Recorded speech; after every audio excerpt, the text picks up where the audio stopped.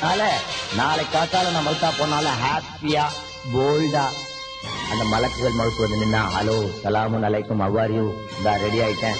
ஒரு 10 நிமிஷம் விட்டு அல்லாஹ் இன்னொரு அக்கௌண்ட் ஜெயிலுக்கு போயிட்டு இன்னொரு அல்மணி டவரா புடிச்சு வந்துருவேன். இதான் எனக்கு ஜெயில தோத்து விட்டு கொடுக்குற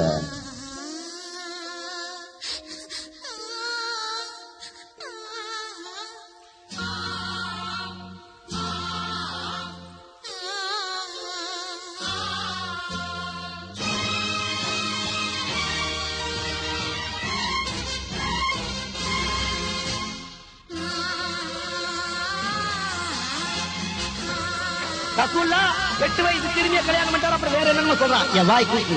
அட பாவி, 63 ஆண்டு கால வாழ்க்கையில் ஒரு எதிரிய கூட துரோகிய கூட கடும் சொல் சொல்லாத எங்களுடைய பெருமானார் குடித்து கும்மாளமிட்டதாக எழுதி இருக்கிறானே. இந்த சர்க்குலேஷன் இதுவரைக்கும் நீ தடை செய்திய 2 மீட்டிங்ல சொல்லிட்டேனாடா டேய். ஹோம் செக்ரட்டரி, சீஃப் செக்ரட்டரி, இனிமேல் நாங்கள் ஆயுதம் என்ற வேண்டிய சூழ்நிலைக்கு எங்களை ஆளாக்கி விடாதீர்கள் என்று அன்புடன் பணிவுடன் கேட்டுக் கொள்கிறேன்.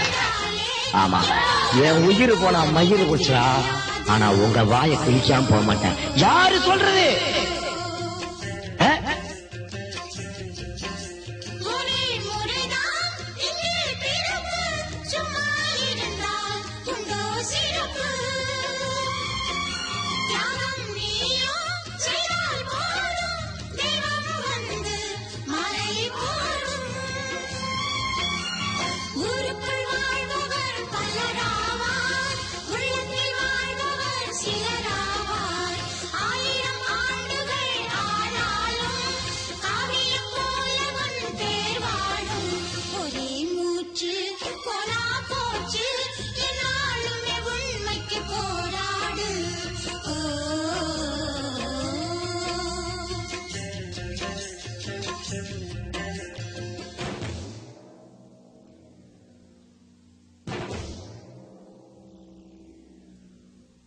என் கடமை அச்சமுத்தி எச்சரிக்கை செய்வது. அதுதான் உன்னை கம்பல் பண்ண முடியாது. உனக்கு கொண்டாட்டி தான் கட்டி வைக்கலாம், உலகத்தை சொல்ல முடியாது. நீ அல்லாவை எவ்வளவு நெருங்குறியோ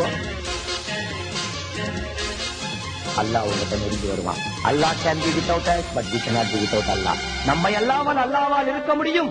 அல்லாஹ் இல்லாம சத்தியமா நிச்சயமா நம்மளால இருந்துடவே முடியாது. இதுதான்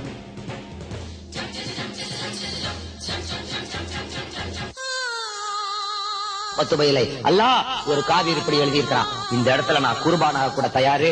டேய், போலீஸா இருக்கட்டும், வழக்கடியா இருக்கட்டும், shut your bloody mouth. Now you listen what I am going to say.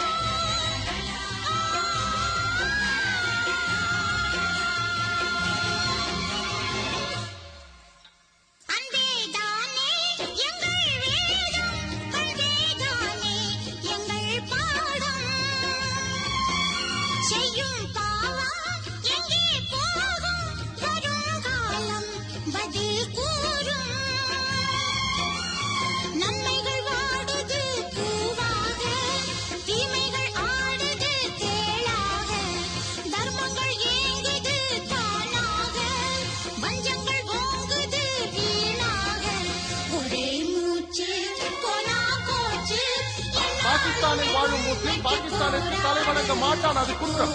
இதற்காக இந்தியாவில் இருக்கும் முஸ்லிம்களுக்கு தேசபக்தி இல்லை என்பதா? அது எங்கள் மார்க்கம். நம்மை படைத்தவன், இந்த நாட்டை படைத்தவன் எல்லாவற்றிற்கும் மேலானவன். இந்த நாட்டை நேசிக்கிறோம். தேவைப்பட்டால் இந்த நாட்டிற்காக உயிரையும் தியாகம் செய்வோம். ஆனால் இறைவனை தவிர வேறு யாருக்கும் தலைவணங்க மாட்டோம்.